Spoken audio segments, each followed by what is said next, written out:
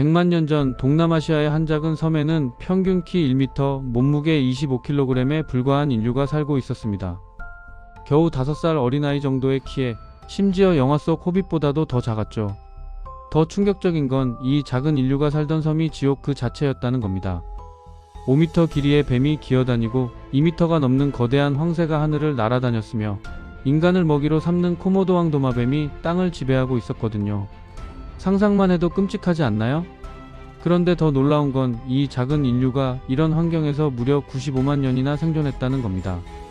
대체 어떻게 가능했던 걸까요? 오늘은 인류 역사상 가장 작았던 호빗 인류, 호모 플로레시엔시스의 이야기를 해보겠습니다.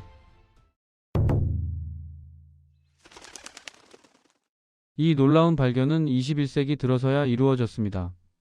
2003년 호주와 인도네시아 합동연구팀이 플로레스 섬의 리앙부와 동굴을 조사하던 중 믿을 수 없는 화석을 발견했거든요. 처음에는 현생 인류가 아시아에서 호주로 이동한 증거를 찾으려 했지만 전혀 예상치 못한 것을 발견한 겁니다. 완벽하게 보존된 골격 하나가 나왔고 분명 인간이었지만 뭔가 이상했죠.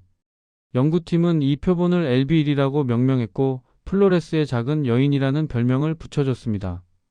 같은 지역에서 총 15구의 개체가 추가로 발견되면서 상황은 더욱 흥미로워졌습니다. 단순히 작은 체구를 가진 현생인류 집단이 아니라 완전히 새로운 인류종이었던 겁니다. 호모 플로레시엔시스라는 학명이 붙었지만 과학자들은 금방 이들을 호빗이라고 부르기 시작했죠. 톨킨의 소설에 나오는 그 호빗과 너무나 닮아 있었거든요.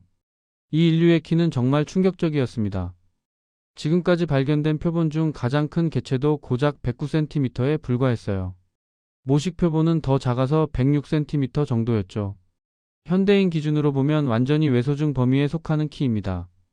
현재 지구상에서 가장 키가 작은 민족으로 알려진 음부티족이나 안다만족도 평균 137cm에서 150cm 정도니까 호모 플로레시엔시스가 얼마나 작았는지 상상이 가실 겁니다. 몸무게는 더 놀라웠어요. 평균 25kg 정도였습니다. 초등학교 1학년 어린이보다 가벼웠고 평균적인 미국 성인 남성의 4분의 1 수준이었죠. 문제는 이렇게 작은 체구가 생존에 엄청난 불리함으로 작용했다는 겁니다. 재미있는 건 이들의 발이 정말로 호빗처럼 생겼다는 겁니다. 몸에 비해 유난히 크고 평평했거든요. 영화 속 호빗의 두툼한 발가락과는 달리 이들의 발가락은 길고 가늘었지만 발 자체의 크기와 평평함은 똑같았어요. 이런 발 구조 때문에 걸을 때 우리보다 무릎을 더 많이 구부려야 했고 결과적으로 걸음걸이가 느릴 수밖에 없었습니다. 다리 또한 우리보다 훨씬 짧았지만 상대적으로는 더 견고했죠. 그런데 왜 이들은 이렇게 작아진 걸까요? 답은 플로레스 섬 자체에 있었습니다. 이 섬은 밴쿠버 섬의 절반 정도 크기로 그리 큰 섬이 아니었거든요. 자원이 제한적이었고 이는 섬 외소화라는 생존 전략으로 작용했습니다. 한정된 자원 속에서 살아남으려면 몸집을 줄이는 게 유리했던 거죠. 일부 연구자들은 특히 요오드 결핍이 결정적 역할을 했다고 주장합니다. 작은 신체에 감소된 뇌 크기, 큰 눈악, 상대적으로 두꺼운 사지 같은 특징들이 선천적 요오드 결핍 증상과 일치한다는 거예요. 하지만 모든 학자가 이 견해에 동의하는 건 아닙니다. 논란의 여지는 있어도 분명한 건 호모 플로레시엔시스가 현생 인류와 해부학적으로 상당히 달랐다는 겁니다. 멀리서 보면 키만 작은 사람처럼 보일 수 있지만 가까이서 보면 확실히 다른 종이라는 걸 알 수 있었을 거예요. 특이한 발과 다리뿐만 아니라 쇄골과 어깨뼈도 달랐거든요. 비례적으로 짧았고 상완골과 팔꿈치 관절의 각도도 현생 인류와 달랐습니다. 이런 구조 때문에 항상 어깨를 으쓱한 듯한 약간 앞으로 구부정한 자세를 취했을 것으로 추정돼요. 얼굴은 더욱 독특했습니다. 튀어나온 눈두덩이, 턱이 거의 없는 옆모습, 원시적인 송곳니와 발달된 어금니를 가지고 있었죠. 하지만 놀랍게도 뇌의 형태는 우리와 매우 유사했어요. 단지 크기만 달랐을 뿐입니다. 호모 플로레시엔시스의 뇌 용량은 고작 380세제곱센티미터로 호모 에렉투스의 절반도 안 되고 현생 인류보다는 3분의 1 이하였습니다. 그렇다면 이들은 지능이 낮았을까요? 그렇지 않았습니다. 몸집에 비례한 뇌대 신체 비율을 보면 호모 에렉투스 수준이었거든요. 더 중요한 건 인지 능력과 관련된 전두엽 특정 부위가 현생 인류와 비슷한 크기였다는 겁니다. 실제로 이들의 유적지에서는 불을 사용한 흔적, 동물을 도축한 증거, 그리고 정교한 석기 도구들이 발견됐어요. 특히 석기는 근처 호모사피엔스 집단이 만든 것과 놀라울 정도로 유사했습니다. 이런 기술력이 중요했던 이유가 있습니다. 플레이스토세 시대의 플로레스 섬은 말 그대로 잃어버린 세계였거든요. 거대하고 이국적인 생명체들이 득실거렸고 보통은 작다고 여겨지는 동물들이 악몽 같은 크기로 자라나 있었어요. 섬에 고립되면서 천적이 사라지자 작은 동물들이 거대해졌던 겁니다. 가장 끔찍한 생물 중 하나는 지옥에서 온 황새 렙토프틸로스 로부스투스였습니다. 이 속의 황새는 지금도 존재하지만 로부스투스는 다행히 멸종했어요. 이 성질 나쁜 황새는 현존하는 친척들보다 훨씬 거대했거든요. 키가 180cm나 됐고 날개 길이는 3.65m로 현존하는 최대 조류들과 맞먹었습니다. 황새 특유의 가느다란 몸은 유지했지만 뼈는 훨씬 무겁고 두꺼웠어요. 고생물학자들은 이 황새가 거의 날지 않고 대부분의 시간을 땅에서 보냈을 거라고 추정합니다. 키와 강력한 시력을 이용해 먹잇감을 찾아다녔는데 주로 쥐나 파충류를 잡아먹었습니다. 문제는 어린 호모 플로레시엔시스도 사냥 대상이었다는 겁니다. 새끼들은 몸무게가 큰 쥐와 비슷했거든요. 심지어 성체도 큰 황새라면 충분히 공격할 수 있었을 겁니다. 황새만 문제가 아니었어요. 대형 독수리도 있었거든요. 트리고노놉스 속의 독수리인데 이 속은 아직도 존재하지만 플로레스에 살던 종은 멸종했습니다. 정확한 크기는 미스터리지만 최소한 호모 플로레시엔시스보다는 컸다고 해요. 현존하는 친척들이 주로 죽은 동물을 먹고 산다는 점을 고려하면 이 독수리도 비슷했을 가능성이 높습니다. 하지만 가장 가까운 친척인 흰머리 독수리가 가끔 사냥을 하는 모습이 목격됐거든요. 4.5kg까지 되는 동물도 죽인다고 합니다. 플로레스 독수리가 그 2배 크기였다면 어린 개체들은 또다시 위험했을 겁니다. 사냥당하는 것보다 더 심각한 문제는 먹이 경쟁이었습니다. 화석 증거를 보면 호모 플로레시엔시스가 죽은 동물의 고기를 거의 먹지 못했다는 걸 알 수 있어요. 다른 육식동물들과의 경쟁이 너무 치열했던 겁니다. 하지만 새들은 진짜 위협이 아니었어요. 진짜 공포는 따로 있었죠. 바로 코모도 왕도마뱀입니다. 이 거대한 왕도마뱀은 지금도 플로레스를 포함한 몇몇 인도네시아 섬에 서식하고 있습니다. 플레이스토세 시대에도 마찬가지였고 의심의 여지 없이 육상 최상위 포식자였어요.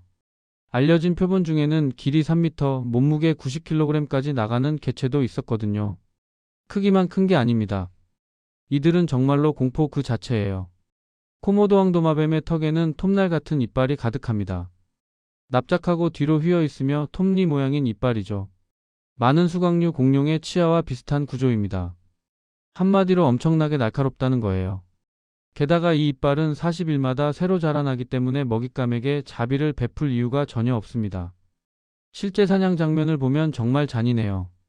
엄청난 열상을 입히고 큰 살점을 뜯어내며 특히 기습 공격 시 목을 주요 표적으로 삼는다고 합니다. 몇 초 만에 죽이는 경우도 있지만 많은 경우 먹잇감이 살아있는 채로 먹히기 시작하죠. 호모 플로레시엔시스가 이 도마뱀에게 잡힌다면 정말 끔찍한 시간을 보냈을 겁니다. 더 나쁜 건 공격받고 도망쳐도 끝이 아니라는 거예요. 코모도 왕도마뱀의 침에는 독이 있거든요. 오랫동안 세균 감염 때문이라고 믿어졌지만 이제는 실제로 독을 가지고 있다는 게 밝혀졌습니다. 혈액 응고를 방해하고 혈압을 낮추고 저체온증을 유발하며 심지어 근육마비까지 일으킵니다. 결국 쇼크 상태에 빠지고 의식을 잃게 되죠. 코모도 왕도마뱀은 평소에는 단독 생활을 하지만 쓰러지거나 약해진 먹잇감 주변에는 여러 마리가 모이는 습성도 있습니다. 한 마리도 버거운데 여러 마리가 덤비면 탈출은 거의 불가능하죠. 이들의 이빨과 독 덕분에 물소나 사슴 같은 1톤이 넘는 대형 동물도 사냥 대상이 됩니다.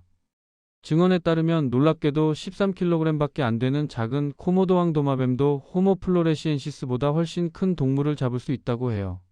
현대인도 공격당하는 경우가 있습니다. 30년 넘는 기간 동안 24건의 공격이 보고됐고 치사율은 20%였어요. 상어 공격보다 높은 수치죠. 심지어 이들의 피부는 골편이라는 작은 뼈가 박힌 비늘로 덮여 있어서 일종의 생물학적 사슬갑옷 역할을 합니다. 무기를 들고 있어도 호모 플로레시엔시스에게는 상대하기 극도로 어려운 적이었을 겁니다. 과학자들은 이들이 플로레스 내륙을 지배했고 죽은 동물의 고기를 먹는 일을 거의 불가능하게 만들었다고 봅니다. 6km 밖에 썩은 고기도 감지할 수 있는 추적 능력까지 갖추고 있었으니까요. 파충류의 공포는 이게 끝이 아니었습니다. 바닷물하고도 있었거든요. 이 거대한 파충류들은 주로 해안 환경과 맹그로브 늪에 머물렀어요. 현존하는 최대 파충류로 1톤이 넘는 개체도 있고 물어뜯는 힘은 약 16,400N입니다. 늑대보다 거의 27배나 강한 거예요. 이들의 존재 때문에 호모 플로레시엔시스는 섬에 사는 인류치곤 해산물을 별로 먹지 않았던 것 같습니다. 채굴을 생각하면 또 하나의 압도적인 포식자였죠. 하지만 집단 생활을 하고 다양한 무기를 가지고 있었기 때문에 파충류들의 지배가 생각만큼 절대적이지는 않았을 겁니다. 호모 플로레시엔시스도 결국 매우 효율적인 사냥꾼이었거든요. 주로 플로레스의 작은 주민들을 사냥했는데 특히 쥐와 설치류가 주요 칼로리 공급원이었습니다. 여러 종이 섬 전역에 퍼져 있었고 크기도 다양했습니다. 가장 큰 두 종은 파파게투스와 멸종한 후오미스였는데 성체가 토끼 크기 정도로 컸거든요. 포식자가 적었기 때문에 이 설치류들은 거의 모든 곳에서 쉽게 찾을 수 있었을 겁니다. 작은 동물들이 식단의 큰 부분을 차지했지만 호모 플로레시엔시스는 섬에서 가장 큰 동물도 사냥했습니다. 바로 스테고돈이죠. 코끼리와 가까운 멸종한 장비목 동물로 겉모습도 코끼리와 비슷했어요. 플로레스에서는 외소화를 겪어서 스테고돈 플로렌시스라는 종이 됐습니다. 그래도 섬의 다른 동물들에 비하면 여전히 컸습니다. 가장 큰 성체는 1.7톤의 어깨 높이 190cm였습니다. 시간이 지나면서 점점 작아지긴 했지만 홍적세 후기에도 대부분의 성체가 570kg 정도였어요. 호모 플로레시엔시스는 이 기간 내내 스테고돈을 사냥했던 것 같지만 주로 어린 스테고돈만 노렸다고 합니다.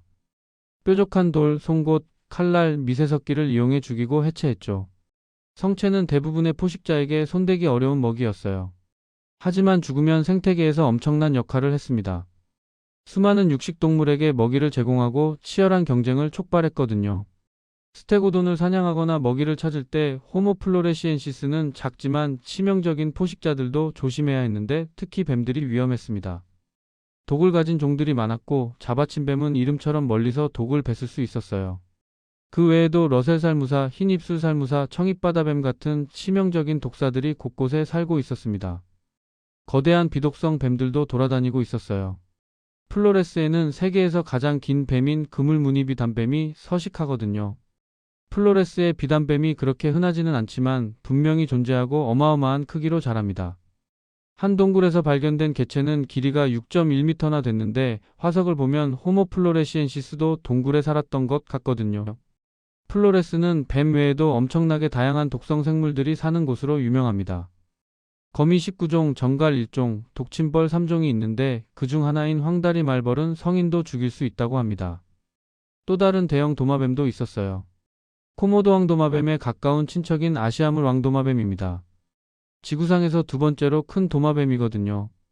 예외적인 표본들은 가장 긴 코모도 왕도마뱀과 비슷한 길이의 몸무게는 50kg까지 나갑니다. 명백히 호모 플로레시엔시스에게 불리한 점이 많았어요. 그런데도 이들은 생존만 한 게 아니라 번성했습니다.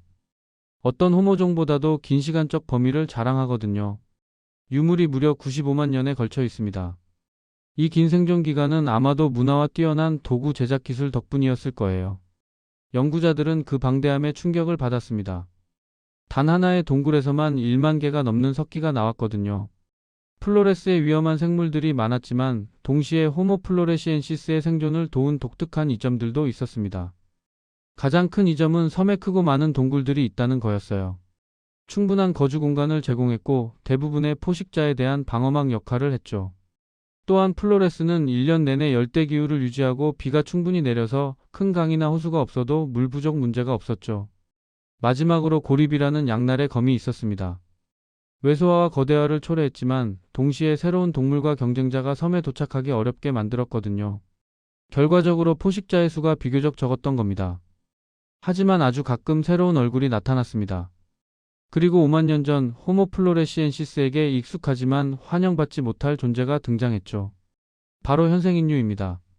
두 호모종 사이에 정확히 무슨 일이 있었는지는 모르지만 주요 가설은 호모사피엔스가 폭력적인 충돌을 벌였다는 겁니다. 체구 때문에 호모 플로레시엔시스는 더 크고 똑똑한 신참의 상대가 되지 못했을 거예요. 직접적인 전쟁 외에도 현생 인류가 플로레스 생태계를 변화시켜 모든 주민들에게 스트레스를 주었을 가능성이 있습니다.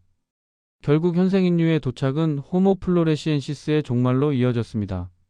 수십만 년 동안 이 섬을 집이라 불렀던 인류가 사라진 거죠. 키 1m의 작은 체구로 코모도왕 도마뱀과 거대한 황새 6m 뱀들 사이에서 95만 년을 버텨낸 호빗 인류. 그들의 이야기는 우리에게 생존이 단순히 크기나 힘만으로 결정되는 게 아니라는 걸 보여줍니다. 다음 이야기가 궁금하시다면 구독과 좋아요 부탁드립니다.